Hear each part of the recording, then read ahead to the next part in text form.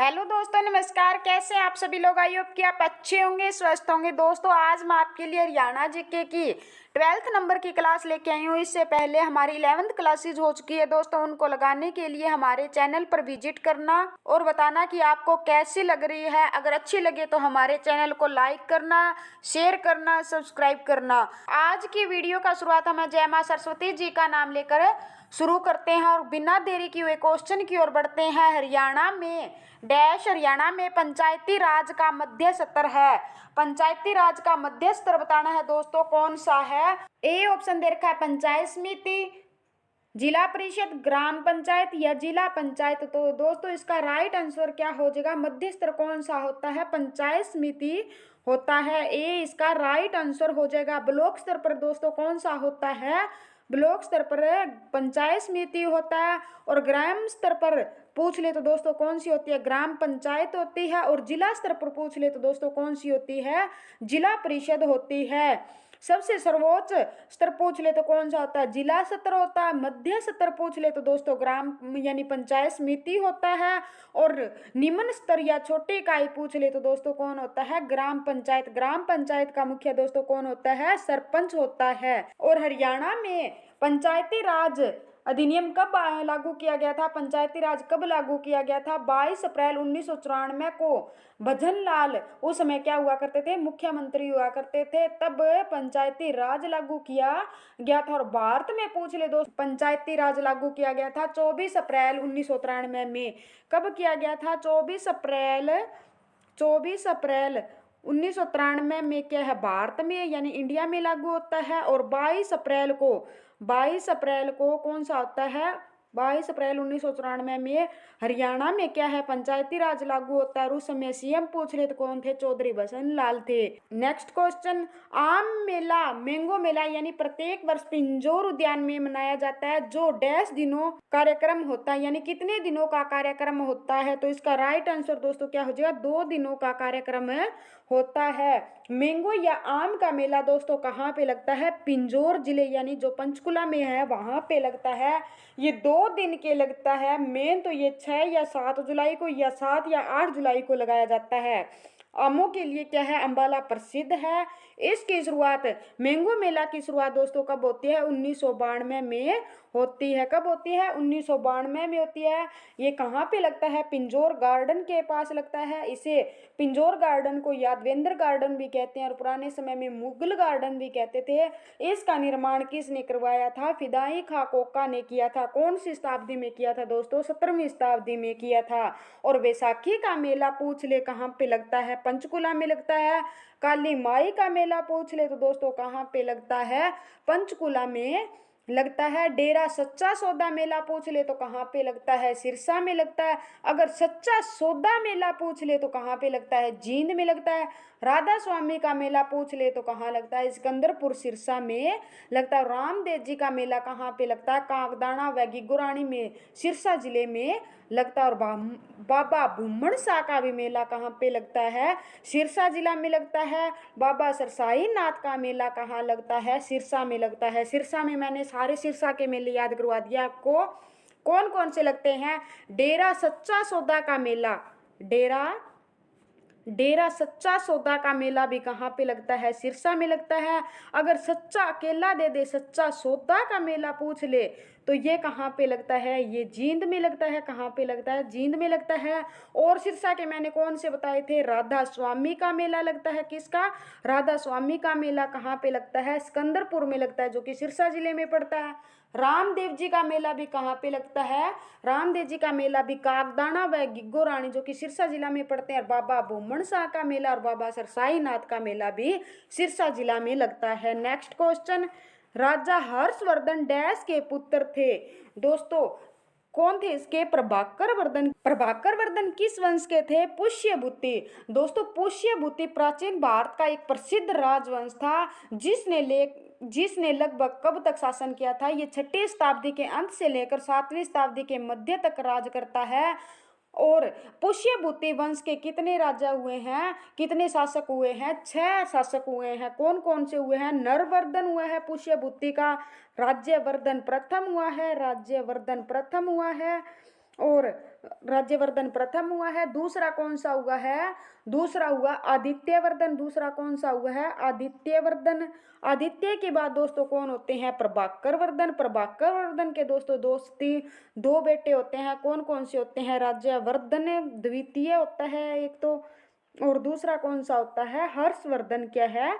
हर्षवर्धन। ये क्या होते हैं? ये 6 के 6 पुष्यभूति वंश के शासक हुए थे। अगर पुष्यभूति वंश का दूसरा नाम पूछ ले तो दोस्तों क्या हुआ करता था? वर्धन वंश भी क्या है? पुष्यभूति वंश का दूसरा नाम हुआ करता था। पुष्यभूति वंश के संस्थापक पूछ ले तो दोस्तों कौन थे? पुष्यभूति थे। पुष्यभूति क्या थे? इसके संस्थापक थे। अगर स्थानेश्वर के शिव मंदिर का निर्माण पूछ ले दोस्तों किसने करवाया था? स्थानेश्वर के शिव मंदिर का निर्माण भी पुष्यभूति ने करवाया था। और उसका पुनर्निर्माण पूछ ले तो किसने करवाया था? सदाशिवराव ने करवाया था। किसने कराया था? सदाशिवराव ने। और थानेश्वर का पुराना नाम दोस्तों क्या होता था? स्थानेश्वर होता था। क्या होता था? स्थानेश्वर। क्या है? थानेश्वर का पुराना नाम हुआ करता था स्थानेश्वर। और प्रभाकर वर्धन के बारे में दोस्तों पढ़ते हैं हम डिटेल से। प्रभाकर वर्धन के पिता का नाम क्या था? आदित्यवर्धन था। क्या था? आदित्यवर्धन। आदित्यवर्धन क्या है? इनके पिता का नाम था। प्रभाकर वर्धन की पत्नी का नाम क्या था? यशोमती था। क्या था? यशोमती था। प्रभाकर इनके दोनों के 3 संतान होती है। कौन कौन सी होती है? राज्यवर्धन और एक हर्ष और एक राज्यश्री। क्या है? इसकी बेटी थी राज्यश्री। कौन थी? यानी राज्यश्री इसकी बेटी थी। 3 संतान होती है। कौन कौन सी होती है?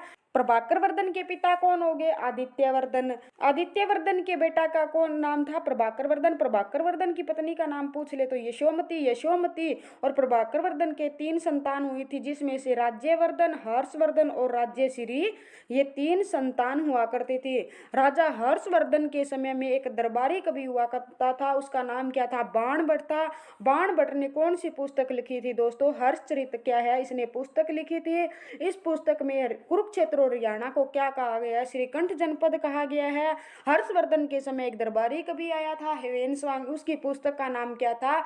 शी युकीन का पुस्तक का नाम था। और हेवेनस्वांग को यात्रियों का राजकुमार कहा जाता है। हेवेनस्वांग ऐसे पूछा गया था, एक बार एग्जाम में आया था। हरियाणा में कब आया था? 634 में आया था और 644 तक क्या है हरियाणा में रहा था। और हर्षवर्धन के समय 2 राजधानियां हुआ करती थी, कन्नौज और कौन सी हुआ करती थी? थानेसर हुआ करती थी। और राजा हर्षवर्धन की भी दोस्तों 3 पुस्तकें थी। कौन सी थी? रत्नावली, रत्नावली, रत्नावली, नागानंद, नागानंद, नागानंद और प्रिय दर्शिका। क्या? प्रिय दर्शिका इनकी क्या थी? पुस्तिका। 3 पुस्तिका थी। अब इनको याद कैसे करेंगे? हर्षवर्धन को क्या थे? रतन और नाग प्रिय थे। इनको ऐसे याद कर लेना। और 647 ईस्वी में हर्षवर्धन की मृत्यु हो जाती है। कहाँ हो जाती है? 647 में इनकी मृत्यु हो जाती है। राजा हर्षवर्धन का जन्म पूछ ले दोस्तों कब हुआ था? 590 ईस्वी में हुआ था। और इनकी ये राजा कब बनते हैं? 606 ईस्वी में बनते हैं। मात्र 16 वर्ष की आयु में ये राजा बन जाते हैं। और 647 ईस्वी में इनकी मृत्यु हो जाती है। नेक्स्ट क्वेश्चन, हरियाणा में निर्मित किस वस्तु का विदेश में निर्यात किया जाता है? लिबर्टी जूतों का निर्यात किया जाता है, जो कि करनाल जिले में बनाए जाते हैं। कांस्य के बर्तन पूछ ले दोस्तों कहाँ पे बनाए जाते हैं? रेवाड़ी में बनाए जाते हैं। और एटलस साइकिल पूछ ले दोस्तों कहाँ पे बनाई जाती है? सोनीपत में बनाई जाती है। सोनीपत में कौन सी साइकिलें बनती है? Atlas cycle. लिबर्टी जूते पूछ ले तो करनाल में। कांस्य के बर्तन पूछ ले तो रेवाड़ी में। नेक्स्ट क्वेश्चन, 1857 के स्वाधीनता संग्राम में राव तुलाराम ने किस क्षेत्र में अंग्रेजों का मुकाबला किया था? किस क्षेत्र में किया था दोस्तों? नारनौल इसका ए आंसर हो जाएगा। 1857 की क्रांति में रेवाड़ी का नेतृत्व राव तुलाराम ने किया व गोपाल सिंह ने किया था। राव तुलाराम अंग्रेजों से नारनौल के नसीबपुर नामक स्थान पर मुकाबला किया था। क्रांति के बाद राम तुलाराम कहाँ चले गए थे? काबुल चले गए। वहां पर इनकी मृत्यु हो गई थी। इनकी याद में हरियाणा सरकार 23 सितंबर को कौन सा दिवस मनाती है? 23 सितंबर को दोस्तों कौन सा दिन मनाती है? शहीदी दिवस मनाया जाता है, जो कि HSC का प्रीवियस ईयर क्वेश्चन है। और रोहतक की क्रांति की शुरुआत मुसलमान रागड़ों ने की थी। रोहतक की क्रांति किसने की थी? मुसलमान रागड़ों ने शुरू की थी। और पानीपत की 1857 की क्रांति का नेतृत्व इमाम अली कलंदर ने किया था। पानीपत से किसने किया था? इमाम अली कलंदर ने क्या किया था? रोहतक से नेतृत्व किया था। इसका राइट आंसर हो जाएगा। और कैथल से दोस्तों किसने किया था? मोहन सिंह मंडार ने किया है, विद्रोह किया था। और कब किया था? 1530 ईस्वी में कैथल से मोहन सिंह मंडार ने बाबर का विरोध किया था। नेक्स्ट क्वेश्चन, हरियाणा का पहला वेलोड्रोम कहाँ स्थापित किया जाएगा? कुरुक्षेत्र विश्वविद्यालय में स्थापित किया जाएगा। और महर्षि दयानंद विश्वविद्यालय पूछ ले तो दोस्तों कहाँ पे रहने वाला है? रोहतक जिले में। चौधरी देवीलाल विश्वविद्यालय पूछ ले तो सिरसा जिला में। कहाँ पे? सिरसा जिला में। और गुरु जम्बेश्वर विश्वविद्यालय पूछ ले तो दोस्तों हिसार जिले में रहने वाला है।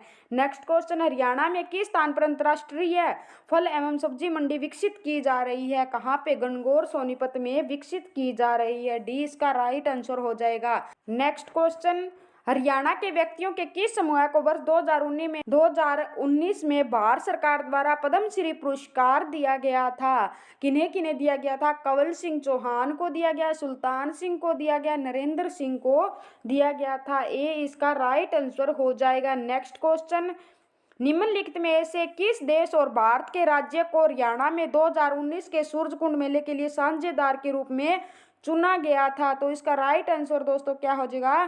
थाईलैंड और महाराष्ट्र थे। उस टाइम पे कौन थे? थाईलैंड और महाराष्ट्र थे। सूरजकुंड का निर्माण किसने करवाया था?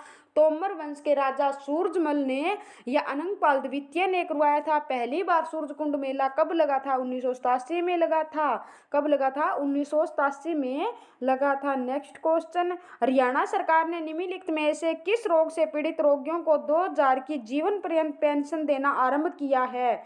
किसे किया है दोस्तों?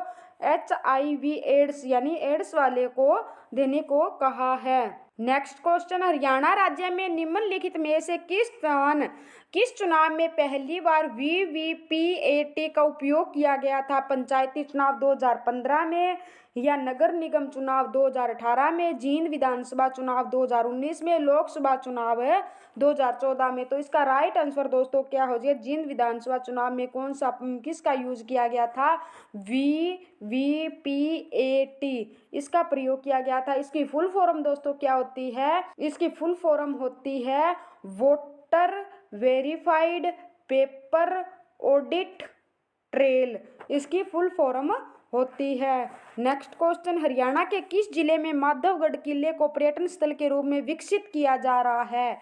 तो इसका राइट आंसर क्या हो जाएगा? सी महेंद्रगढ़ में विकसित किया जा रहा है। और गुरुग्राम में दोस्तों कौन सा रहने वाला है? गोपालगिरी का किला रहने वाला है। इसको किसने बनवाया था? बलबन ने बनवाया था। और रोहतक में कौन सा रहने वाला है? महम की बावड़ी कहाँ पे रहने वाली है?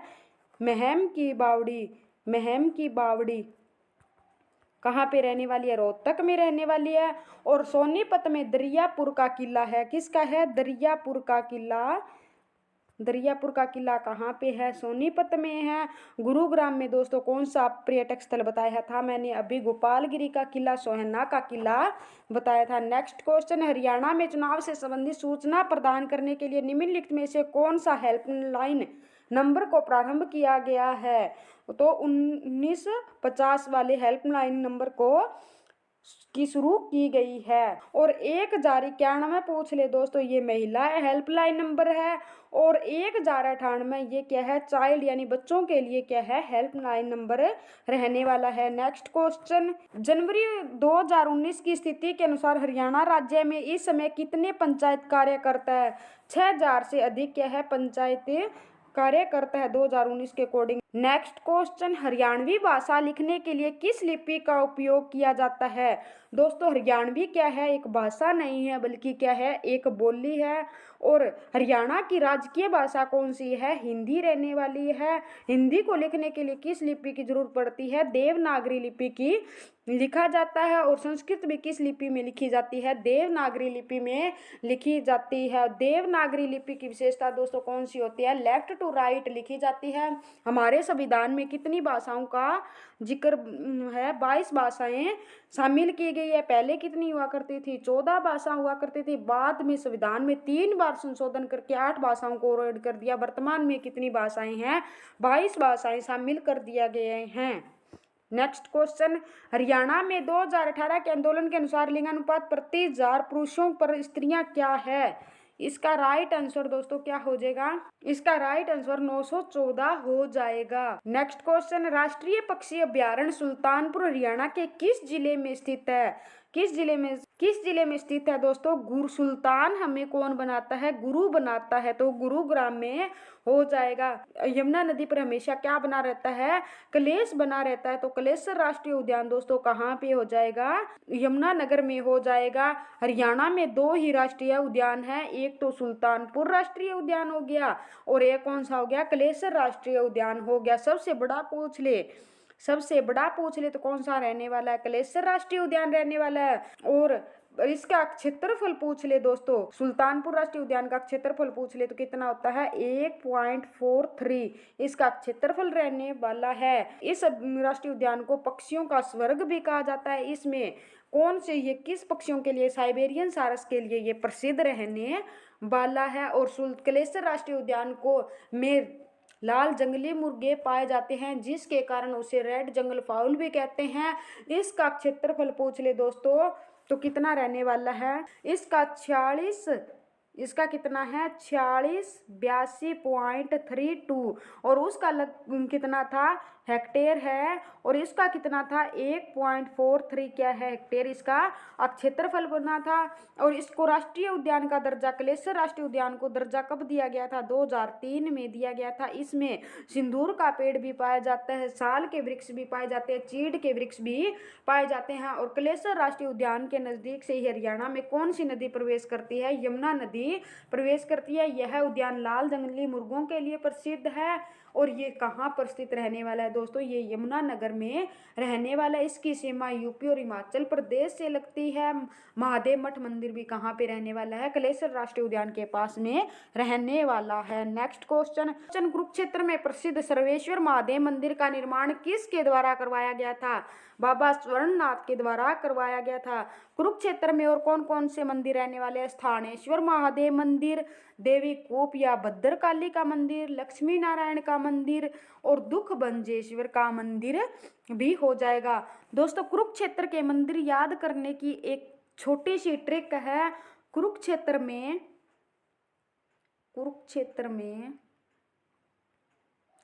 लाश भी दुख देवे हैं। तो अब इनके कौन कौन से कुरुक्षेत्र में? एल से क्या हो जाएगा? लक्ष्मी नारायण का मंदिर हो जाएगा। ए से किसका हो जाएगा? अदिति मंदिर का हो जाएगा। एस से क्या हो जाएगा? सर्वेश्वर महादेव मंदिर हो जाएगा। और इस एस से दोस्तों क्या हो जाएगा? स्थानेश्वर महादेव मंदिर हो जाएगा। बी से क्या हो जाएगा? बिरला मंदिर हो जाएगा। और दुख से क्या हो जाएगा? दुख भंजेश्वर मंदिर हो जाएगा। देवे से क्या हो जाएगा? देवी कूप का मंदिर या भद्रकाली का मंदिर कहाँ पे हो जाएगा? कुरुक्षेत्र में हो जाएगा। और एक दोस्तों कौन सा होता है? कार्तिकेय मंदिर भी पूछ ले तो पेवा कुरुक्षेत्र में रहने वाला है। दोबारा पढ़ते हैं। एल से किसका मंदिर हो जाएगा? लक्ष्मी नारायण का मंदिर हो जाएगा। ए से दोस्तों किसका हो जाएगा? अदिति का मंदिर हो जाएगा। एस से क्या हो जाएगा? सर्वेश्वर महादेव मंदिर का मंदिर हो जाएगा। और एक ऐसे दोस्तों स्थानेश्वर महादेव मंदिर हो जाएगा। बी से बिरला मंदिर हो जाएगा। दुख से दुख भंजेश्वर मंदिर हो जाएगा। देवे से दोस्तों देवी कूप का मंदिर या भद्रकाली का मंदिर हो जाएगा। नेक्स्ट क्वेश्चन, श्याम सत से लिखने वाले भिवानी के कवि का नाम क्या था? तुलसीदास शर्मा क्या थे?